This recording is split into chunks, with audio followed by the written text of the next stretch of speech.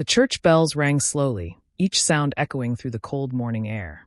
Evelyn Marrow stood in black, her veil covering her tired eyes, as the coffin of her husband, Alaric Stroud, was lowered into the ground. Her hands trembled as she held a single white rose. The priest spoke about faith and peace, but Evelyn barely heard the words. Her world felt empty. The man she had spent her entire life with was gone, and with him, a part of her soul. Relatives and neighbors whispered quietly, offering words of sympathy as they left the burial site. Evelyn smiled weakly at them, though her heart was breaking. She wanted only one thing: silence. She needed to go home, close the door, and grieve in private. But grief is never simple. When Evelyn reached her house, she slipped off her shoes, sat down slowly on the couch, and pressed her hands to her face. The house smelled faintly of Alaric's cologne, a reminder that just days ago he had walked these same halls. A tear rolled down her cheek. She thought she had at least her home, a safe place where she could keep his memory alive. The door burst open. Evelyn flinched, startled. Standing there was her son, Lucien Weimar. His dark eyes burned with a strange fire, and behind him stood his wife, Celiora Crest, her lips curved into a smug smile. Lucien's voice cut through the silence. "I'm the man of the family now." Evelyn froze. She blinked at him, unsure if she had heard him right. "Lucien," she whispered, her voice trembling. "What are you saying?" He stepped into the living room, his boots striking the floor loudly. "Father is gone. That means everything he owned, this house, the land. It belongs to me. I'll take care of it now." Celiora moved closer, her eyes glinting with victory. She pulled a folded paper from her purse and waved it in the air. "This is the deed," she said proudly. "It proves the house is in Lucien's name. You don't need to worry, Evelyn. You've done enough. It's time for us to take responsibility." The words cut through Evelyn like a knife. She had lost her husband only hours ago, and now her own son was speaking to her as if she were nothing. Her knees felt weak. She steadied herself on the edge of the couch, trying not to fall apart in front of them. "Lucien," she said softly, "this house is my home. Your father and I built this life together. He would never," her voice broke, "he would never take it from me." But Lucien's face was hard cold. He didn't even flinch. Celiora, however, tilted her head mockingly. "Alaric was wise," she said in a smooth, sharp voice. "He knew Lucien should take charge. You're old, Evelyn. You should rest. This house is too big for you." The cruelty of her words made Evelyn's chest tighten. She remembered Celiora's ambitious eyes when Lucien had first brought her home years ago. Evelyn had tried to welcome her, to see her as a daughter. But Celiora never saw family, she only saw possessions. The room grew tense. Some relatives who had followed Evelyn back from the funeral stood in shocked silence. They looked at each other, whispering, not daring to interfere. Evelyn's grief-stricken heart now carried another weight: betrayal. Lucien stepped closer, lowering his voice, as if giving his mother one final chance. "Sign everything over, Mother," he said. "Do it peacefully. Don't make this harder than it needs to be." Tears blurred Evelyn's vision. Her son, her own flesh and blood. The boy she had held in her arms, the boy she had raised, now stood before her demanding her home like a stranger. She wanted to scream, but no sound came out. Instead, she sat silently, her lips pressed together, her body trembling. Celiora laid the paper on the table, tapping it with her long, polished nails. "It's already done, Evelyn. This deed has the proof. You can read it yourself." Evelyn forced her hands to move. She picked up the paper, her fingers shaking. She scanned the words, her heart racing. The document looked real: signatures, seals, stamps. It was all there. But deep in her heart, Evelyn knew. This wasn't the truth. This wasn't what Alaric had left behind. She dropped the paper onto the table. Her eyes lifted to Lucien's face. He looked proud, almost defiant, as if he had won something. Celiora stood with her arms crossed, smiling in triumph. For a moment, Evelyn thought of giving up. She was tired.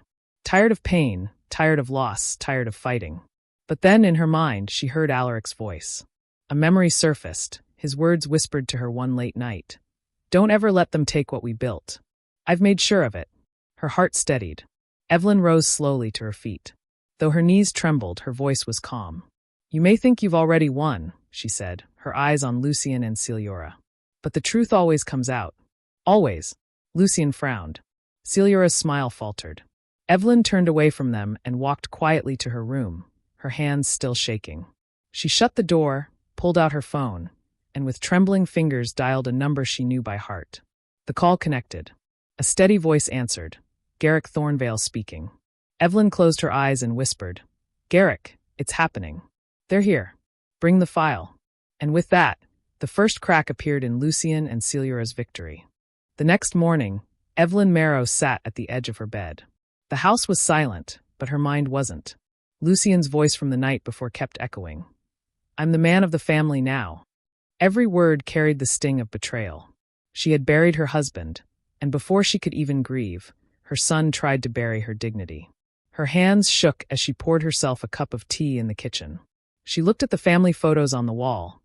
Pictures of Lucien as a boy, smiling with messy hair, holding his father's hand. Tears blurred her vision. Where had that boy gone? The boy who once hugged her and promised to take care of her? All she saw now was a man poisoned by greed, standing beside a woman who only saw value in wealth. That woman, Celiura Crest, sat at Evelyn's dining table later that morning as if she already owned the house. She crossed her legs, her eyes sharp. "You should start packing your things," Celiura said calmly, sipping coffee she had poured for herself without asking. "Lucien and I will redecorate. This house needs a younger touch." Evelyn stayed silent. She didn't argue. Her lips pressed together as she set her teacup down. Arguing with Celiura was useless. Every word Celiura spoke dripped with arrogance, and Evelyn knew anything she said would only give them more power. Lucien appeared moments later, carrying his briefcase. His eyes were stern, like a man playing a role he didn't quite understand. "Mother," he said flatly, "you'll be comfortable. We'll give you a small allowance every month. You won't need to worry." Evelyn's heart twisted. An allowance? From her own son? From the same house she and Alaric had built with their sweat and love? She wanted to shout, to remind him who had raised him, who had sacrificed so he could have an education and a future. But her voice stayed locked in her chest. Instead, she simply nodded, her face calm. Inside, her heart was breaking. What Lucien and Celiura didn't know was that Evelyn carried a secret. She remembered Alaric's last weeks, his worried eyes as he spoke to her late one night. "Lucien isn't ready. Celiura will push him too far. I can't leave everything in his hands. I've arranged it all with Garrick Thornvale. Trust him, Evelyn. He'll protect you if they try anything." Alaric's words gave Evelyn strength now. She didn't need to fight Lucien with loud arguments. She didn't need to beg Celiura for mercy. All she had to do was wait. And waiting required silence. That evening, family members who had witnessed the outburst at the funeral whispered to Evelyn. "How could Lucien do this to you?" one cousin asked. "Don't let them take your home," said another. Evelyn only smiled weakly and shook her head. "I trust the truth," she said softly. Behind closed doors, Evelyn made her move. She dialed the number she had called the night before. When Garrick Thornvale answered, she spoke with a calm voice, though her hands trembled. "Garrick, I need you to come tomorrow. Bring the file. They are showing people papers that aren't real." Garrick's voice on the other end was steady, reassuring. "Don't worry, Evelyn. I have everything your husband left with me. It's safe. Tomorrow, the truth will be revealed." When Evelyn put down the phone, she closed her eyes and whispered to herself, "Hold on, Alaric. I will not let them win." That night, she walked through the quiet rooms of her house. She touched the furniture, the old clock on the wall, the books on the shelf. Every corner carried a memory of Alaric. She promised herself she would protect it, not just for her, but for the grandchildren who deserved better than a father led by greed. Meanwhile, Lucien and Celiura sat in the living room. Celiura leaned close to her husband, her voice low and sharp. "Your mother is weak. She won't fight us. By tomorrow, this place will be ours. Stop worrying." But Lucien's brow furrowed. He had seen something in his mother's eyes earlier, a quiet strength, a calmness that didn't match defeat. It unsettled him, though he didn't admit it. He nodded at Celiura, pretending to be confident. Evelyn returned to her room and locked the door. She sat at her desk, pulling out a small notebook where Alaric used to write reminders. On the first page was a line in his handwriting, "Truth is stronger than lies." She held the notebook close to her chest. The silence in the house was heavy, but Evelyn embraced it. She wouldn't shout. She wouldn't fight. She would wait for the truth to arrive. And tomorrow it would. The next morning, the house felt tense. Evelyn Marrow sat at the dining table, her teacup untouched. She could hear the sound of Celiura Crest's heels tapping against the floor as she walked confidently through the halls. Celiora acted like she already owned the place. She hummed softly, almost mockingly, as she opened curtains and moved objects around as if redecorating. Lucien Weimar came down the stairs a few minutes later. His tie was neatly fixed, and his expression was stern. He carried himself like a man in charge, but his eyes showed a flicker of unease. He still remembered the way his mother had looked at him the night before, calm, almost fearless, as if she was hiding something. "Mother," Lucien said, standing tall, "I expect you to have your things ready soon. It's better if this transition is smooth. No one wants drama." Evelyn looked at him quietly, her face pale but composed. She didn't argue. She didn't cry. She only said, "Lucien, you will regret what you're doing." Before Lucien could respond, a knock came at the door. The sound echoed through the house. Celiora smirked, whispering, "That must be the notary. The papers are already in order."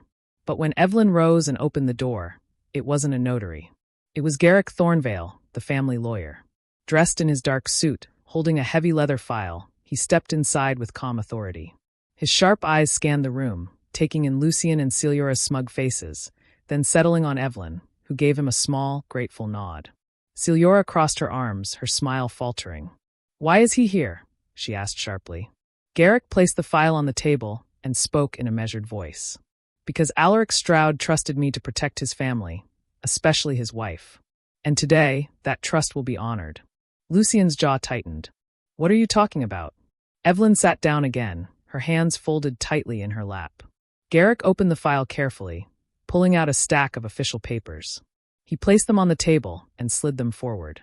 The documents were thick, stamped with seals, and every page carried signatures. "These are the real property documents," Garrick said firmly. "Signed by Alaric Stroud, witnessed and registered at the notary's office 2 months before his passing." The room went silent. Lucien stepped closer, his eyes scanning the pages. His confidence began to crack. That can't be right. My wife has the deed. It says." Celiora quickly pulled the folded paper from her purse and slapped it on the table. "Here. This is the real deed," she shouted. "Lucien's name is on it. Don't believe her lies." Garrick didn't even glance at it. His voice was calm, but sharp as a blade. "That paper is a forgery. I can see it from here. The notary's seal is fake, the ink is wrong, and the signature doesn't match. Presenting this could land you both in prison." Celiora's face went pale. She opened her mouth to argue, but no words came. Evelyn's chest tightened as she watched the scene. Her son's hands were trembling now. He picked up Garrick's documents and flipped through them in desperation. His eyes froze on the final page. It was there, the signature. Strong, steady, unmistakably written by his father's hand, Alaric Stroud. Lucien's voice cracked. "No, this can't be." Garrick spoke again, his tone steady but heavy with weight. "According to Alaric's wishes, this house and all property remain under Evelyn Marrow's care for her lifetime. Upon her passing, it will not go to you, Lucien. It will go directly to your children. Your father wanted to protect them from your recklessness." The words hit the room like thunder. Relatives who had gathered around gasped. A cousin whispered, "So he knew?" Alaric knew this would happen. Evelyn's eyes filled with tears. For the first time in days, they were not only tears of sorrow, but of relief. Her husband had seen through the darkness and had made sure she would not stand unprotected. She pressed a hand over her mouth, her body trembling with both grief and gratitude. Celiora staggered back, her face white. She whispered to Lucien, "Do something. Say something. We can't let this stand." But Lucien was frozen. His pride, his arrogance, his false strength, all of it was crumbling. He had walked into the house like a conqueror, but now he stood like a boy who had been caught in a lie. His hands shook as he dropped the forged paper to the floor. Evelyn rose slowly from her chair. Her voice was soft, but every word carried weight. "You wanted to take this house from me, Lucien. From your own mother. But your father knew you better than you knew yourself. He left this house for the ones who still have innocence in their hearts, your children." Lucien's eyes filled with something Evelyn hadn't seen in years, shame. Celiora, desperate, hissed, "This isn't over. We'll fight this." Garrick closed the file firmly, his eyes locking on her. "You're welcome to try. But the law is clear. And forgery is a crime." The room grew cold. Celiora's bravado cracked, and she fell silent. Evelyn looked at them both one last time. Her voice was steady, filled with quiet strength. "Leave this house. You came here with lies. But Alaric's truth still lives here. The weight of her words lingered in the air. The false power Celiora and Lucien carried had been shattered by a single signature, the one they never wanted revealed. And for the first time since the funeral, Evelyn felt that her home was truly hers again. The room stayed frozen in silence after Garrick Thornvale revealed the truth. Papers lay scattered on the table, two versions of the future, one real, one forged. The real one carried Alaric Stroud's steady signature, the one they had all feared would surface. It was undeniable, final, and powerful. Evelyn Marrow stood tall despite her frail body. Her hands no longer trembled. For days, she had felt crushed under grief and betrayal, but now she stood like the wife of Alaric Stroud, a woman whose strength had been underestimated. Lucien Veymar's face was red with fury and humiliation. His chest rose and fell heavily as he stared at the document. His voice shook when he finally spoke. You tricked me. You and Father planned this together. You never trusted me." Evelyn's eyes filled with tears, but her voice stayed calm. "It was not about trust, Lucien. It was about love. Your father saw your weakness, your hunger for more than you needed. He wanted to protect you, from yourself, and protect your children from losing everything." Lucien's jaw tightened. His fists clenched. "I'm your son. I should be the one to carry his legacy, not if you plan to destroy it," Garrick interrupted firmly. His voice cut through the tension like a blade. "Your father gave you many chances, Lucien. But when he came to me, he was clear. He knew Celiora was pulling you deeper into debt and greed. He knew if he gave you the house, it would be gone within a year." Celiora Crest's face was pale, her confidence gone. She clutched Lucien's arm tightly, whispering frantically, "Don't just stand there. Say something. We can fight this in court." Garrick shook his head slowly. "You could try. But I warn you, presenting forged documents is a crime. I could report this today. If you push further, you won't just lose the house, you'll face prison." The word prison made Celiora stumble back, her hands trembling. She looked at Lucien, her eyes wide. We can't risk that." But Lucien wasn't ready to let go. He slammed his fist on the table, making everyone flinch. "He was my father. He owed me that house. You all think I'm reckless, but I deserved it." His voice cracked, and for a moment, his rage sounded like desperation. Evelyn walked toward him slowly. She looked at her son, the boy she had raised, the man standing before her now. She placed her hand gently on his arm. "You were always loved, Lucien. You still are. But love doesn't mean giving you the power to ruin everything your father built." Her words softened the room. For the first time, Lucien's eyes watered. But just as quickly, Celiora pulled him away. "Don't listen to her," she hissed. "She wants to make you feel guilty. This house should be ours." Evelyn turned her gaze on Celiora. Her voice was sharper now. "This was never yours. It never will be. You came into this family and tried to tear it apart for your own gain. But Alaric's signature stopped you." Celiora flinched. She knew she had lost. Her power, her smugness, her lies, they all crumbled in that moment. Relatives whispered among themselves, shaking their heads. Some looked at Lucien with pity, others with anger. No one spoke in his defense. Garrick gathered the official documents back into the file, sealing them with care. "This matter is closed," he said firmly. "Evelyn Marrow remains the rightful guardian of this home. And one day, it will belong to the grandchildren, not Lucien, not Celiora." The weight of those words settled like stone. Lucien's pride collapsed. His voice cracked as he whispered, "Even in death, Father didn't believe in me." He turned away, hiding his face, ashamed. Celiora tugged at his arm, urging him toward the door.